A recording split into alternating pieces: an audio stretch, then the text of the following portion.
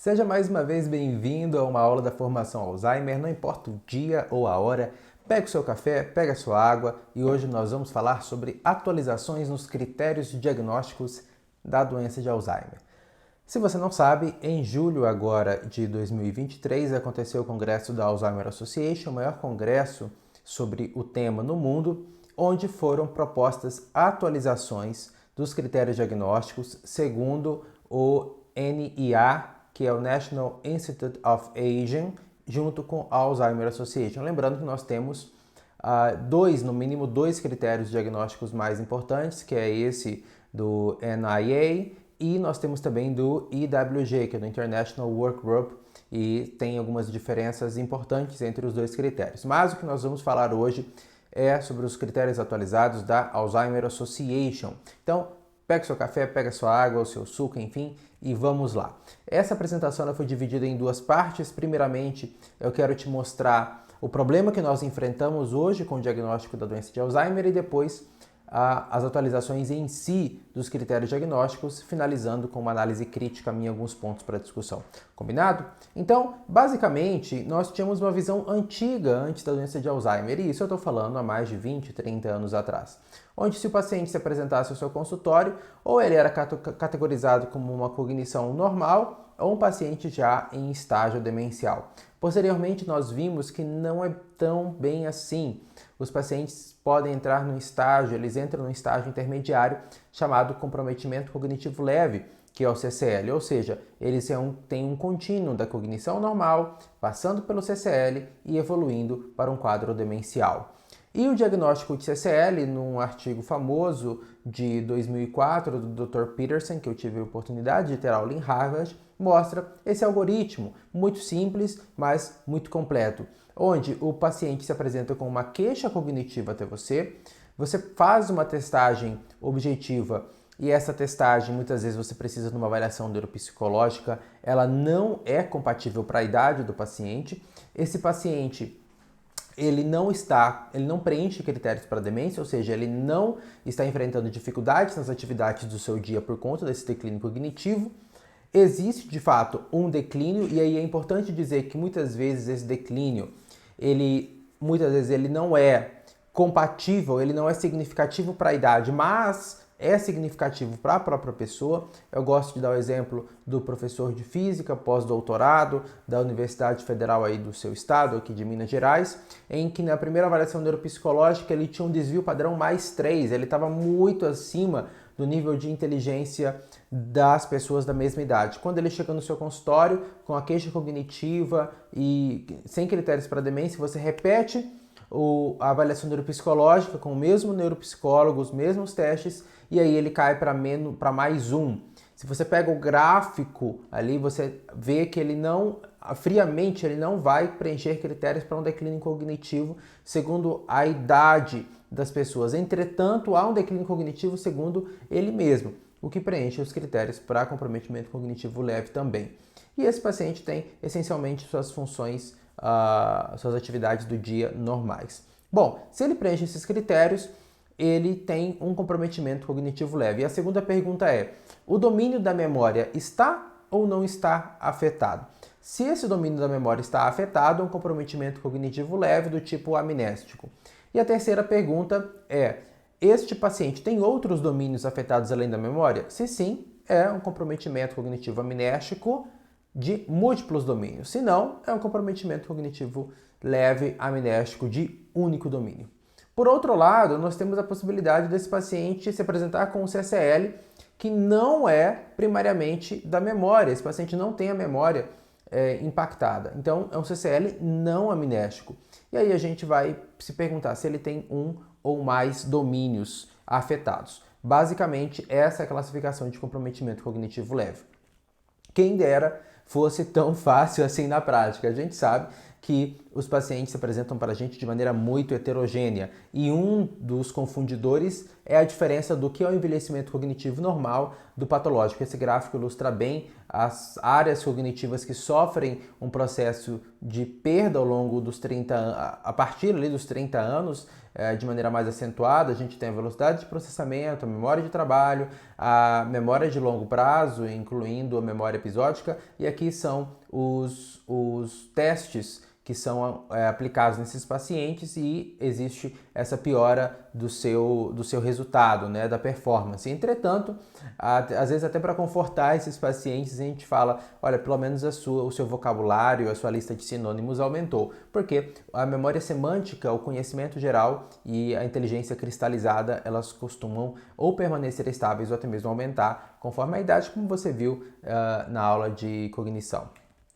Bom, aqui outro desafio é que nós temos essa progressão de comprometimento cognitivo leve para a demência, ela não é uma coisa tão fácil de se estimar. Esse gráfico mostra a comparação da análise de indivíduos que estão na comunidade, que é esse gráfico aqui de cima, e esse mais em negrito dos indivíduos que foram acompanhados numa clínica cognitiva, uma clínica de memória, como eles chamam lá fora. Esse gráfico mostra que, enquanto a conversão anual para demência nesses pacientes com CCL acompanhados na clínica gira em torno de 13%, nos pacientes acompanhados da comunidade, esse valor gira em torno de 3%. Essa diferença pode estar por vários fatores. Dentre um deles é que esses pacientes que vão para a clínica, eles já têm comprometimento funcional maior ou um comprometimento cognitivo basal maior, por exemplo, que os pacientes que estão na comunidade. Mas isso mostra uma dificuldade em diagnosticar a demência de Alzheimer e a doença nos seus estágios iniciais. E basicamente são esses pacientes que se beneficiariam das novas medicações que estão sendo lançadas.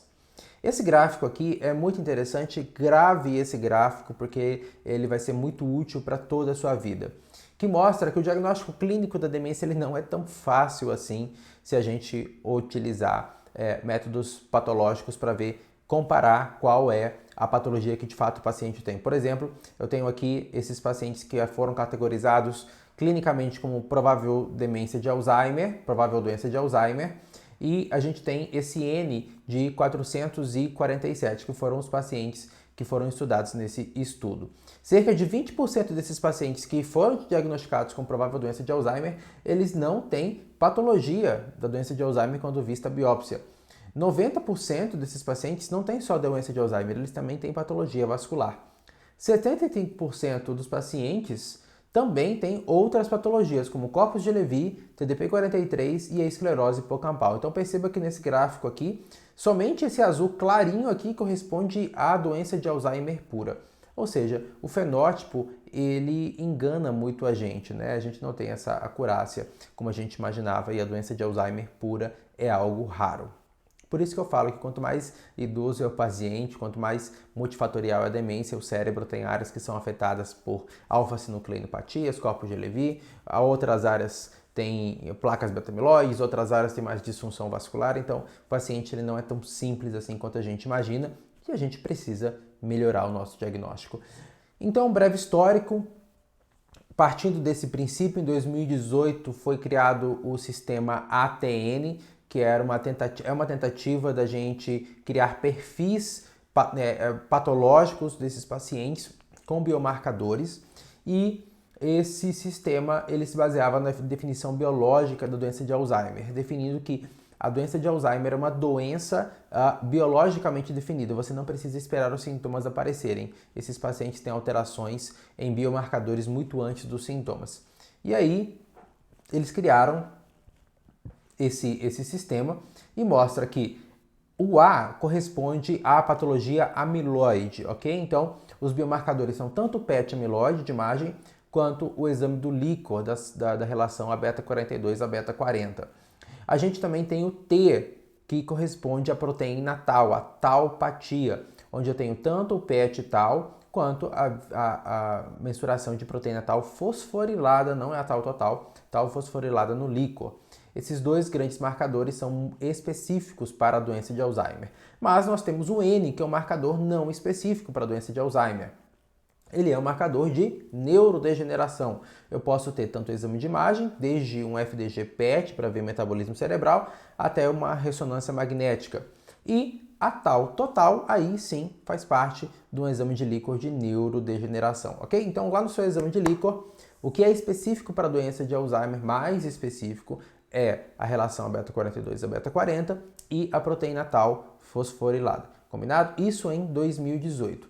Baseando-se muito nesse gráfico famosíssimo, talvez você tenha visto, talvez não, mas mostrando que aqui no Y, no eixo vertical, eu tenho os níveis anormais de biomarcadores. E aqui eu tenho o tempo e, por fim, essa linha mostra o limite de detecção do que é normal, do que é anormal. E mostra que enquanto o paciente está aqui no quadro demencial, na verdade os biomarcadores dele já estão alterados há muito tempo. E isso também se mostra com o comprometimento cognitivo leve, começando com a relação de beta-42 no líquor e passando até a ressonância magnética. Bom, então será que os biomarcadores são tudo isso que a gente pensa? De fato, eles melhoram a acurácia diagnóstica da doença de Alzheimer. A gente tem esses biomarcadores de patologia molecular, que nos novos critérios de 2023 são chamados de Core Biomarkers, ou seja, biomarcadores centrais, que são o A e o T, como eu disse para você, os mais específicos. Eles constatam a proteinopatia da doença de Alzheimer e também podem ser medidos no plasma, mas isso é uma coisa que a gente ainda vai discutir porque não é tão simples assim.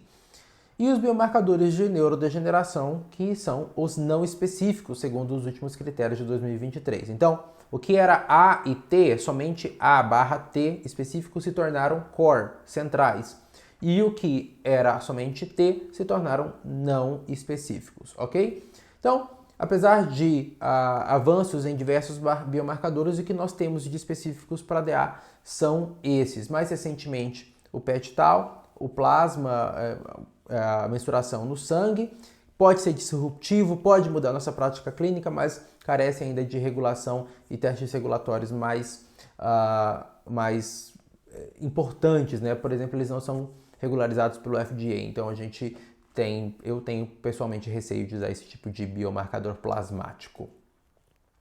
E em 2018, baseados nesses perfis A, T, N, tinha-se, baseado nesses resultados, né, dos exames dos biomarcadores A, T e N, eu poderia criar perfis de pacientes, desde um paciente normal, sem doença de Alzheimer, sem biomarcadores de doença de Alzheimer, até um paciente que tinha o A positivo e todos os outros negativos. Ele já entrava no contínuo da doença de Alzheimer. O que é o contínuo? É esse gráfico aqui. Ele já entrava nesse contínuo, ele já tinha um biomarcador positivo. Entretanto, ele não era classificado como doença de Alzheimer. Ele só tinha uma mudança patológica do Alzheimer. Bom, isso quer dizer um fator de risco aumentado, isso quer dizer um rastro patológico. Entretanto, se ele tivesse o A positivo e o T positivo, esse paciente já era classificado como doença de Alzheimer. A, T e N positivos, aí sim, doença de Alzheimer inequívoca. E por fim, outros perfis que não vou citar aqui porque não vale a pena, não é do escopo da aula. Isso só para você entender como era, o histórico que nós estamos fazendo. Uma breve análise dos biomarcadores no líquor. A relação a beta-42 a beta-40 ela sempre vai estar reduzida, abaixo do ponto de corte, enquanto que a proteína fosfotal, tal fosforilada, vai estar elevada e a tal total também vai estar elevada. Por que isso acontece? A gente entende que à medida que as placas beta-amiloides vão sendo formadas no cérebro, essas proteínas livres, a beta-42, elas vão sendo sequestradas para formar essas placas. E aí ocorre uma redução nos níveis licóricos. Aqui nós temos o PET amiloide, que é um exame de imagem do A, né, da classificação ATN da letra A, e a gente tem uma grande correlação entre um PET amiloide positivo, como você pode ver aqui, e a patologia. Enquanto um PET amiloide negativo, a gente praticamente não vê placas beta-amiloides. Então, é um pré-requisito para um teste ser validado e utilizado clinicamente. E aí você fala, para que esse PET amiloide serve se eu posso medir no líquor, por exemplo, enfim... Primeiro que é um exame menos invasivo, óbvio, menos acessível. Nós não temos tantas clínicas hoje no Brasil que façam esse exame. Entretanto, esse estudo mostrou que pacientes classificados como comprometimento cognitivo leve clinicamente, após realizarem um PET amiloide e verem que realmente tem um diagnóstico de doença de Alzheimer, a sua adesão saltou de 40% para 80% na medicação e nas atividades propostas. Ou seja, se eu te forneço um exame ou uma intervenção que vai dobrar a adesão do seu paciente às intervenções que você propôs, certamente você aceitaria. Obviamente não estou falando de custo, porque ainda é proibitivo para a maioria da população. A gente entende também que a doença de Alzheimer, ela aumenta os riscos, a sua incidência ao longo da idade. Então, muitos indivíduos que são cognitivamente normais e têm DA, eles vão desenvolver demência no futuro. Você vai perceber que a incidência, que a positividade do PET, ela aumenta por volta ali dos 60 a 70 anos, que é esse gráfico em azul, positividade do PET amiloide para as placas. E a prevalência de demência, né, que é o diagnóstico clínico ali no seu consultório, cerca de 15 a 20 anos depois. Então, esses pacientes, 15 a 20 anos antes, começam a ter alterações patológicas no cérebro. Daí vem aquela ideia de que os pacientes já têm a doença se instalado 15 a 20 anos antes. Interessante, né? Ver como é que as coisas que a gente fala comumente no dia a dia, de fato, elas têm um sentido, de fato, elas têm uma base clínica para a gente falar. Por fim, chegamos à nossa segunda parte aqui dos critérios revisados do NIA, como eu disse para vocês, tem dois critérios, o do International Work Group, que é do professor Dubois, e nós temos aqui o NIH, nós vamos falar sobre o NIH. Importante dizer que esses critérios, eles não apareceram do nada. As pessoas falam, nossa, agora a doença de Alzheimer vai ser sem diagnóstico clínico. Gente, isso é um construto. Eu mostrei para você que desde 2018, no mínimo, eles estão classificando os pacientes baseado nos biomarcadores e não nos sintomas. E desde 2011, nós temos um critério, um conceito de que a doença de Alzheimer é uma doença primariamente biológica, de que os sintomas são uma consequência, eles fazem parte do contínuo da doença. Então, agora eles resolveram atualizar. Mas por quê? Primeiro, desde 2018 e a partir de agora eu estou colocando o que está escrito no draft, tá? No rascunho, tá? Não é fala minha, é o que está escrito lá, tá? Desde 2018, novas drogas foram aprovadas. A gente lembra da aprovação do aducanumab, depois do lecanemab, a gente vai ter aprovação até o final do ano, provavelmente, do donanemab e assim sucessivamente. Algo que desde o início dos anos 2000, com a última aprovação da memantina, nós não tínhamos aprovação de novas drogas. Claro, ali por volta de 2009, 2010, se eu não me engano, aprovou a rivastigmina adesivo, mas assim, era só uma nova forma de administração. Tivemos o surgimento de biomarcadores plasmáticos. Novamente, isso para mim não é um grande motivo, eu acredito, para a revisão dos critérios diagnósticos, porque os biomarcadores plasmáticos, apesar dos resultados de estudos serem animadores, de terem uma boa correlação com o exame do líquor, por exemplo, essa correlação ela ainda não é linear e a gente sabe que o FDA não está regulando isso. Então, fora de uma agência reguladora, você basear o seu diagnóstico em um exame que não é regulado, fica meio complicado para uma doença tão grave quanto o Alzheimer. E por fim, eles descobriram depois, eles entenderam que os biomarcadores baseados em imagem e em fluidos, eles não são equivalentes, apesar de muitas vezes estar dentro do mesmo critério. Por exemplo, o PET amiloide e o exame de proteína beta-amiloide no líquor estão no mesmo critério, A. Entretanto, eles achavam que eram equivalentes. Se você tem um, você automaticamente tem o mesmo resultado no outro. E não é bem assim. A gente sabe que o PET amiloide, a imagem, tanto o PET amiloide quanto o PET tal, eles têm um conceito, eles mostram para você um acúmulo da doença ao longo dos anos. Enquanto que o exame do líquor, ele mostra para você um recorte de como está sendo a produção e o clearance daquela proteína no organismo. Então, é apenas um recorte, enquanto o outro é um acúmulo da doença, ok? Então, é um terceiro motivo que eu também considero menos fraco. Talvez o mais importante seja o surgimento de novas drogas. Alguns conceitos importantes que eles reafirmam e que ficaram inalterados é que a doença ela tem como primeiro sinais o aparecimento dos biomarcadores, as placas beta-amiloides e os emaranhados neurofibrilares, enquanto o indivíduo ele é ainda assintomático. Eles reafirmam que os sintomas não são necessários para diagnósticos da doença de Alzheimer, então perceba, esse é um conceito que já estava arraigado pelo menos desde 2018 e começando em 2011. Mas, 2018, os critérios, essa classificação ATN era para utilização em pesquisa. A mudança agora em 2023 é que eles colocaram essa nova classificação não só para pesquisa, mas para prática clínica. E o diagnóstico em pessoas vivas é feito através de biomarcadores. Além disso, eles dizem que os sintomas eles são uma consequência da doença e não a sua definição. advogam que essas síndromes clínicas que são comumente vistas em pacientes com demência de Alzheimer, elas podem ser causadas por outras patologias. Então, a apresentação clínica, como a gente viu, os sintomas eles não são fidedignos para a gente classificar aquele paciente como doença de Alzheimer pura. E a mesma base fisiopatológica da doença de Alzheimer pode dar diferentes fenótipos, como, por exemplo, fenótipos de dificuldade de visão espacial, de afasia ou variante até mesmo logopênica.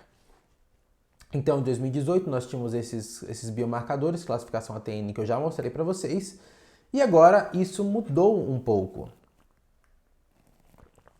Eu já tinha te dado uma palhinha mostrando que eles estavam reclassificando, colocando em novos classificações esses biomarcadores, em core, em centrais e não específicos. Além desses que eu não citei, que são biomarcadores que não têm nada a ver com doença de Alzheimer, refere-se a outras patologias, como injúria vascular, e eles colocam até, por exemplo, ressonância magnética com lesões da substância branca. E alfa-sinucleinopatias, como a própria demência de Corpus de Levy, e aqui um biomarcador que ainda está engatinhando, tá? Não é uma coisa que é utilizado na prática clínica. Então, eles separaram em core, em não específicos e relativos a outras patologias. Além disso, mantiveram a classificação ATN, colocaram o I de inflamação em V de vascular e S de alfa-sinucleinopatia, mas a prática clínica a gente vai ficar no A, no T e no N mesmo. E separaram entre fluidos e imagem. E você percebe que não há mais a tal total. Apesar de ainda vir no seu exame de líquor que você pede, não há mais a tal total, ok? Porque eles pelo menos ao ler, eu entendi que a justificativa não foi assim muito convincente, mas eles entenderam que a tal, apesar de ser uma proteína que corresponderia teoricamente ao grupo T, por ser taupatia, ela não é específica, então ela corresponderia também ao N de neurodegeneração. Como eles não tiveram um consenso sobre se ia para o T, se ia para o N, eles resolveram tirar, porque, e de fato, na prática, a tal total ela pode piorar com qualquer outra injúria cerebral, então, de fato, é um biomarcador que, falando de especificidade, ele não ajudava tanto a gente. Bom, então, aí ficou os biomarcadores em 2023. E aqui algumas orientações para uso diagnóstico. Você pode utilizar, como eu disse, para diagnóstico, tanto o fluido quanto a imagem. E aí eles colocam estadiamento, prognóstico e acompanhamento de resposta ao tratamento. Mas isso, novamente, como algo para ser pensado, longe da prática clínica. O diagnóstico em 2018, na parte de pesquisa clínica, era baseado em biomarcadores, e aí em 2023, talvez a parte mais polêmica de todas, é que a doença de Alzheimer pode ser diagnosticada na presença de qualquer biomarcador central. Enquanto que aqui, se esse paciente era A positivo, se ele tinha beta-amiloide positivo, mas os outros negativos, ele era classificado como alteração patológica da doença de Alzheimer, aqui esse paciente, ele é classificado como doença de Alzheimer. Enquanto que aqui esse paciente, se ele tivesse o T positivo ele é classificado como doença de Alzheimer, o A positivo doença de Alzheimer, aqui basta ter uma fosfotal positiva que ele é classificado como doença de Alzheimer. Então, assim, se tornou uma coisa complicada, complexa. Eu vou fazer minhas considerações ao final, mas de fato há razão para as pessoas estarem discutindo muito se essa classificação não se tornou muito simplista. Eles relatam também, e nisso eu preciso ser honesto, o rascunho ele não faz partido só de uma escola de interpretação do que é a doença de Alzheimer, ele também fala sobre as limitações dos biomarcadores. Aqui é um exemplo. Eles são menos sensíveis que o anátoma patológico, então quando você pega a peça para examinar, para ver se tem placa beta-amiloide, na década de 90, o patologista Braak, ele fez uma classificação que vai de 1 a 6, né? Começando ali pela região do hipotálamo, cerca do hipotálamo, até espalhar para o córtex cerebral. E aí, estágios 1 a 3 são os estágios pré-clínicos. O estágio 3 postula-se que é onde teria o comprometimento cognitivo leve, 4, 5 e 6 estágios demenciais. Bom, nos estágios 1 a 3, que a gente gostaria que os biomarcadores fossem capazes de separar esses pacientes, eles não conseguem, então isso é uma limitação. Apenas o PET amiloide e o PET tal têm aprovação do FDA e até o momento os ensaios baseados no plasma eles não requerem aprovação do FDA, isso é muito preocupante, eu não usaria na prática. Os biomarcadores eles são restritos à doença de Alzheimer, então a gente viu que apesar deles serem restritos à doença de Alzheimer, a clínica do paciente é muito variável. Mais de 70%, 80% dos pacientes diagnosticados clinicamente com demência de Alzheimer tinham outras patologias e demência vascular, doença vascular associada. Então, a gente de fato pode ter um paciente diagnosticar com doença de Alzheimer e mesmo assim não ser só e somente doença de Alzheimer. Quanto aos erros diagnósticos, é importante dizer que nós precisamos utilizar apenas testes validados, então aqui eu já faço uma crítica, porque se um dos motivos da atualização diagnóstica é porque os biomarcadores plasmáticos foram introduzidos aos critérios diagnósticos, por que você fala então que você tem que usar só testes validados? Parece um contrassenso e, ao meu ver, chega a ser pelo menos algo contraditório. Tem uma interpretação cautelosa próxima dos valores de referência, eles introduziram um conceito de zona indeterminada, é basicamente como acontece com a troponina no infarto. Você tem um valor que é negativo, totalmente afasta a possibilidade de infarto, um valor que é positivo, que é infarto, e um valor indeterminado, que é entre um e o outro, para você fazer a sua avaliação clínica. Então, na prática, tenha muito cuidado com esses valores que estão muito próximos. E você deve sempre, e eu acho importante repetir isso, eles colocaram isso, interpretar à luz da história clínica do paciente. Na prática clínica, se o paciente é assintomático, não peça biomarcador, por favor. A utilidade clínica dos biomarcadores, para mim, continuam as mesmas, mas envolve a dúvida diagnóstica, o início da terapia biológica e, claro, a inclusão em estudos. Por fim, já finalizando aqui a nossa aula, eles surgiram lá no final do rascunho, nas últimas páginas, com uma ideia de estadiamento biológico que, para mim, é muito polêmica, tá? Eles dizem que esse estadiamento biológico, primeiro, ele seria aplicável apenas para os pacientes com marcadores centrais já positivos, então não é para a gente pegar um paciente com síndrome clínica e tentar estadiar, não é assim que funciona. Eles seguiriam a ordem natural dos biomarcadores, então primeiro beta-amiloide, depois fosfotal, depois tal total, enfim. E eles postulam de que isso seria útil para ensaios clínicos e estratificação de pacientes. Nossa, será que esse biomarcador ele funciona melhor em quem tem 10% de PET amiloide afetado ou em quem tem mais avançado, em 40%? Semelhante ao que acontece muito no tratamento multimodal do câncer, ok?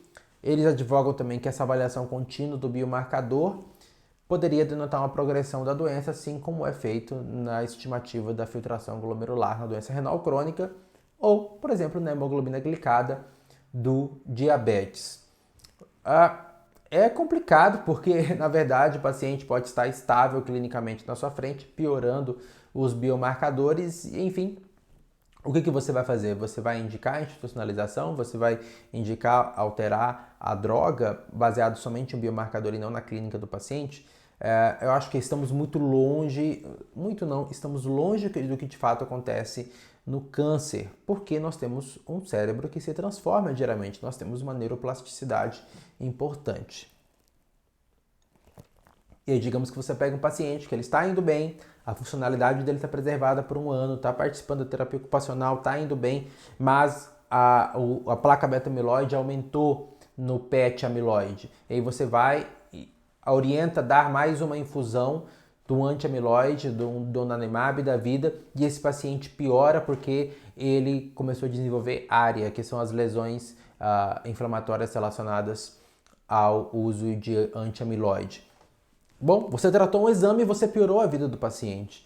E esse paciente estava bem. A gente não pode subestimar o que de fato o cérebro é capaz de fazer. E eu tenho receio com uma definição puramente biológica, um estadiamento puramente biológico desses pacientes levem a gente a incorrer nesses erros. Eles tentam depois colocar estadiamento biológico com estadiamento clínico como se fosse uma escada, né, uma evolução e uma correspondência entre um e outro, mas eles mesmos assumem que existe uma limitação muito prática porque a vida real não funciona dessa maneira, não é porque um paciente está em CDR1 que ele vai ter um PET amiloide menor do que aquele paciente que está em CDR2, por exemplo. Algumas considerações para nós finalizarmos. Primeiro, a presença de beta-amiloide e proteína tal fosforilada positivas, elas são suficientes para predizer o aparecimento dos sintomas da doença? A gente sabe que não, a gente sabe que quase 30%, quase 40% dos pacientes que têm biomarcadores positivos, eles não desenvolvem a demência de Alzheimer, eles não desenvolvem os sintomas. Então, será que a gente estaria diagnosticando doença em pessoas que nunca desenvolveriam sintomas e não seriam afetadas em sua vida por isso? Complicado. Como é que a gente lida com a presença de 2 ou mais neuropatologias no mesmo paciente, mas você pede o exame e só vem biomarcador para a doença de Alzheimer, porque é o que nós temos mais de avançado? Esse paciente, ele só tem doença de Alzheimer? Ou ele tem doença de Alzheimer plus mais outros tipos de neuropatologia? Além, claro, do custo-benefício dessas intervenções. Então, na minha opinião, na prática diária, a seleção de pacientes para o tratamento com essas novas terapias biológicas, elas devem seguir estritamente o modelo utilizado pelos trials. Então, você vai pegar o estudo do lecanemab, vai ler o estudo do lecanemab, vai ver os critérios de inclusão, critérios de exclusão, olhar os gráficos dos pacientes que tiveram mais resultado e esse paciente na sua prática que você vai incluir. É assim que a gente vai começar, pelo menos ao meu ver. É uma coisa muito nova, não dá para pegar esse paciente biomarcador positivo, pronto, dá donanemab, dá lecanemab. Não é assim que funciona. Esses pacientes são muito heterogêneos, fora cálculo de risco para lesão por antiamiloide, a área E e a área H, a área edemigênica e a área hemorrágica, que são as lesões relacionadas à infusão de imunobiológico, lesões cerebrais. Então, nós temos que evitar o overtreatment, o tratamento adicional sem benefício para o paciente. Devido às evidências atuais, especialmente quanto à evolução da doença em pacientes cognitivamente normais do CCL, aquilo que eu falei, nem todos evoluem para demência, nós não devemos considerar o uso dessa classificação biológica na prática diária. Ou seja, para mim, não faz sentido um paciente ser diagnosticado com doença de Alzheimer apenas em biomarcador, ok? Se eu tenho uma porcentagem significativa de pacientes que não vão desenvolver demência, eu não vou carimbá-lo como uma doença, como ele tendo uma doença se ele não tem sintomas. Eu posso desenvolver depressão nesse paciente, desenvolver ansiedade, isolamento social e aumentar o fator de risco para ele desenvolver demência. Né? Eu estava mais confortável com eu fico mais confortável com uma estratificação de risco. Pacientes com beta-amiloide positivos estão em maior risco de desenvolver demência de Alzheimer do que aqueles pacientes que não têm nenhum biomarcador.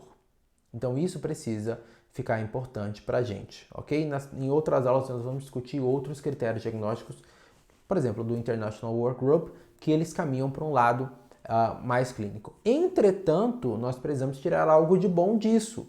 Primeiro, de que a demência, como está aqui, vou explicar para vocês, a demência, ela faz parte de um contínuo. E isso, os guidelines, eles se concordam. A demência é o estágio final de uma doença que se instalou há algum tempo. Então, você deve usar os biomarcadores na sua prática clínica, especialmente para os casos iniciais, para nós evitarmos o uso genérico indefinido de CCL, declínio cognitivo a esclarecer, bota no prontuário e volta daqui a 1 ano. E esse paciente já volta com demência em estágio moderado para você. Então, nós não devemos nem tanto para um extremo, nem tanto para outro extremo, ok? Não vá para o lado de definição puramente biológica da doença de Alzheimer devido a essas limitações que eu comentei com você. E também não vá para o lado, não, agora só diagnóstico meu é clínico. Não é assim. Você precisa utilizar um biomarcador cientificamente validado e regularizado e os sintomas que o paciente se apresenta até você, tá? Então, essa é a minha impressão dos critérios diagnósticos, lembrando que esses critérios eles estão sob revisão, então essas considerações que nós fizemos, elas podem mudar de acordo com o documento final, ok? Espero que você tenha gostado, a gente pode discutir isso no grupo e vamos explorar mais esse assunto nos nossos próximos encontros ao vivo. Até mais, fiquem com Deus e se cuidem.